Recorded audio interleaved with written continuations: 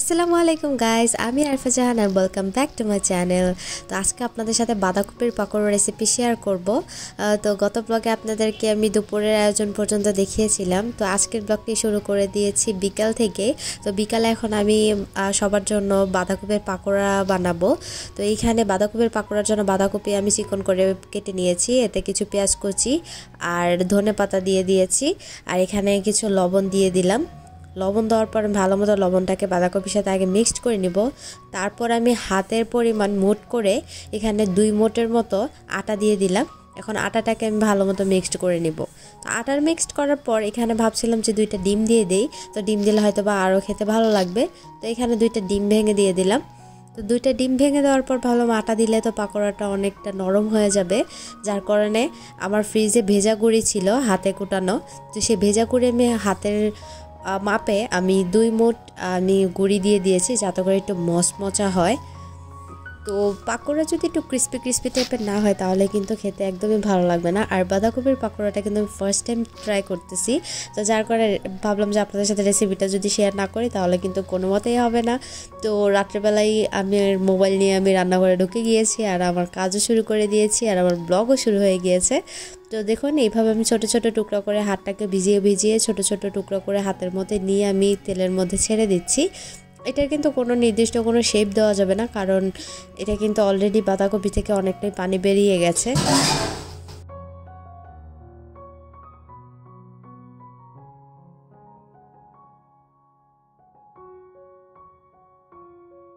আপনারা কিন্তু সবসময় পাকোড়াটা ভাজার সময় চুলার হিটটাকে লো হিটে দিয়ে দিবেন, কারণ লো হিটে পাকোড়াটা ভাজলে পাকোড়াটার কালারটা কিন্তু সুন্দর থাকবে। আর আপনারা যদি হাই হিটে ভাজতে চান তাহলে পাকোড়া কিন্তু একবারে ব্রাউন কালার হয়ে যাবে। তো আপনারা কিন্তু চাইলে হালকা ভাজা দিয়ে উঠিয়ে নিতে পারেন।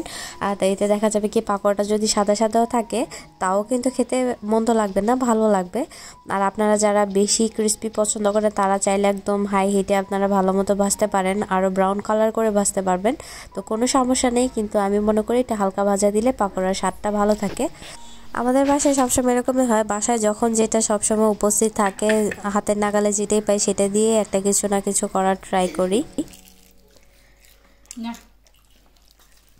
কেমন লাগতেছে? কেমন হয়েছে? খুব মজা। অন্তর শীতল যেতেছে কেন? অন্তর শীতল। আহা। সো পাকোড়া যেরকমই হোক, গরম গরম পাকোড়া খেয়ে যদি আমাদের দুলা ভাইয়ের অন্তর শীতল হয়ে যায় তাহলে বুঝতেই পারছেন যে পাকোড়াটা কতটুকু মজার হয়েছে। তো আপনারা এখনই বাসায় ট্রাই করে ফেলুন, আশা করি ভালো লাগবে।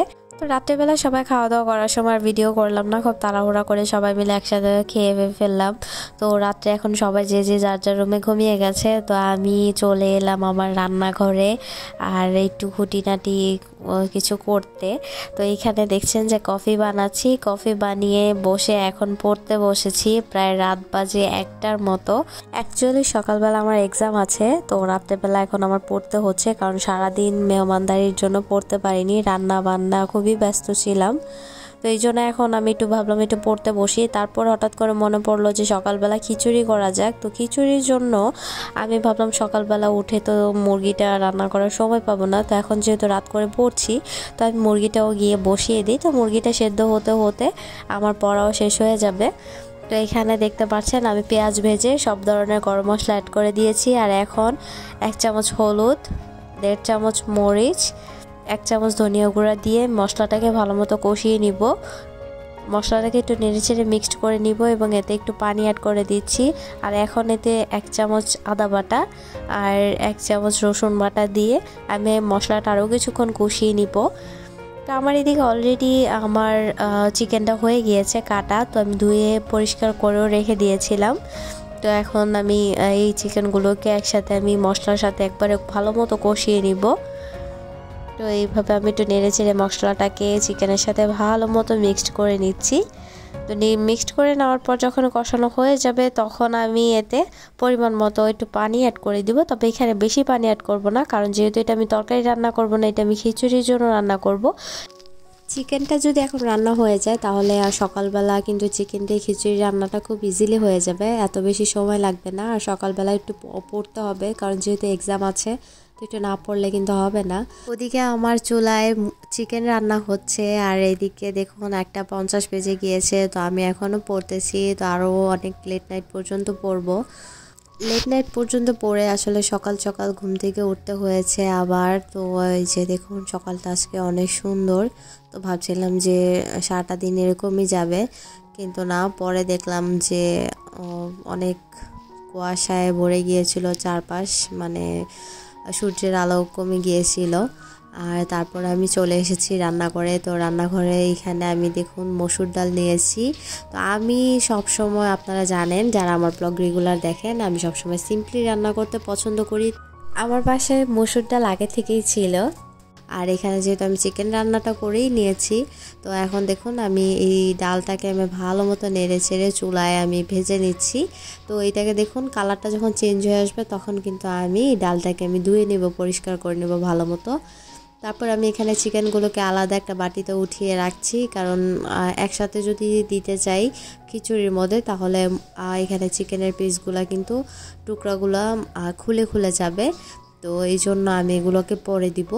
এই যে এখানে দেখুন আমি এক হাঁড়ির সব মশলাগুলো আমি আরেকটা বড় হাঁড়িতে ঢেলে নিয়েছি, কারণ ওইটাতে খিচুড়ি জায়গা নেবে না। তো এখানে আমি প্রায় 1 কেজি পোলাও চাল নিয়েছি। 1 কেজি পোলাও চালটাকে আমি ভালো মতো ধুয়ে পরিষ্কার করে পানি ঝরিয়ে তারপর আমি মশলার সাথে মিক্সড করে নিয়েছি। আর আমি কিন্তু ডালও দিয়ে দিয়েছিলাম। একসাথে ভালো মতো মশলাটাকে মিক্সড করে এখানে কিন্তু খিচুড়ির জন্য একটু কালার হওয়ার জন্য এখানে আরও কিছু মশলা দিতে হবে, যার জন্য আমি মাঝখানে একটু তেল দিয়ে 1 চামচ হলুদ, 1 চামচ মরিচ, 1 চামচ ধনিয়া গুঁড়া আর এখানে হাফ টিস্পুনের মতো জিরা গুঁড়া দিয়ে দিয়েছি আর পরিমাণ মতো লবণ। আমি যেহেতু চিকেনের মধ্যে জিরা গুঁড়া ব্যবহার করিনি, আমি একবারে খিচুড়িটার মধ্যে জিরা গুঁড়াটা দিয়ে দিচ্ছি। আর এইভাবে আস্তে আস্তে করে চালের সাথে আমি সব মশলাগুলোকে একসাথে মিক্সড করে নিব। তো এখানে আমি পাশাপাশি গরম পানি বসিয়ে দিয়েছি। আমি এখানে 1 কেজি চাল নিয়েছি আর যে পরিমাণ ডাল নিয়েছি, তো আমি সেই পরিমাণ পানি আমি পাশের চুলায় বসিয়ে দিয়েছি গরম হওয়ার জন্য।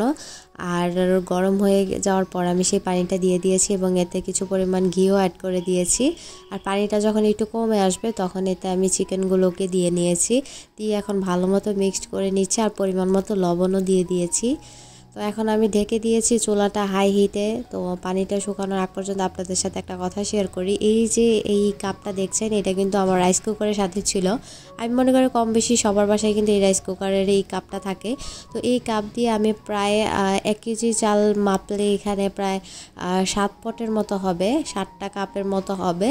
আর আমি এখানে ডাল নিয়েছি প্রায় 4 কাপের মতো। তো 7 কাপ আর 4 কাপ ডাল মিলে এখানে প্রায় 11 কাপের মতো টোটাল উপকরণ হবে।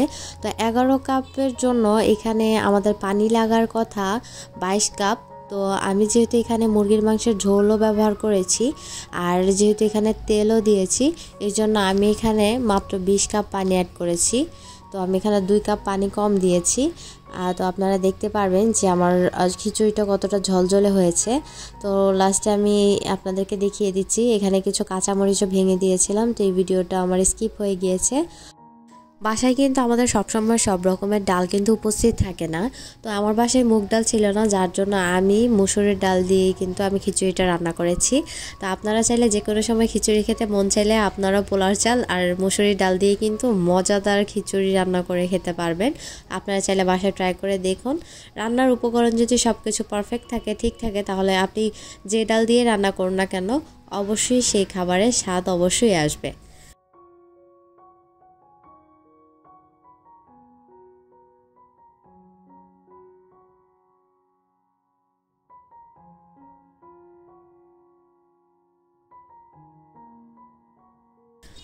তা আমাদের বাসায় তো এই খিচুড়িটা খুবই পছন্দ আর মাশাল্লাহ এই খিচুড়িটা সবাই অনেক পছন্দ করেছে। আপনারা দেখতেই পাচ্ছেন যে হয়তোবা বুঝেই গিয়েছেন, স্বাদটাও নিশ্চয়ই ভালো হবে, দেখতে যেহেতু ভালো হয়েছে। চিকেনটা যেহেতু রাত্রিবেলা রান্না করে রেখেছিলাম, এই কারণে কিন্তু আমার খিচুড়ি রান্নাটা খুব দ্রুত হয়ে গিয়েছে। তো আপনারা দেখতে পেরেছেন যে খুবই কম সময় লেগেছে মাত্র। তো আপনারা চাইলে ট্রাই করে দেখতে পারেন। আর আমার যেহেতু আজকে পরীক্ষা আছে সেহেতু আমি আজকে আমার ব্লগটি এখানেই শেষ করতে হবে, কারণ এখন সবাইকে খাইয়ে দাইয়ে তারপরে এখন আপু আর দুলাভাইও বাসায় চলে যাবে। তো আপুদের বেড়ানো শেষ, তো আমারও এখন পড়তে বসতে হবে। তো আপনারাও ভালো থাকবেন, সুস্থ থাকবেন। আশা করি ব্লগটি ভালো লেগেছে। ভালো লাগলে একটা লাইক দিয়ে এবং সাবস্ক্রাইব করে পাশে থাকবেন। তো আল্লাহ হাফেজ, আসসালামু আলাইকুম।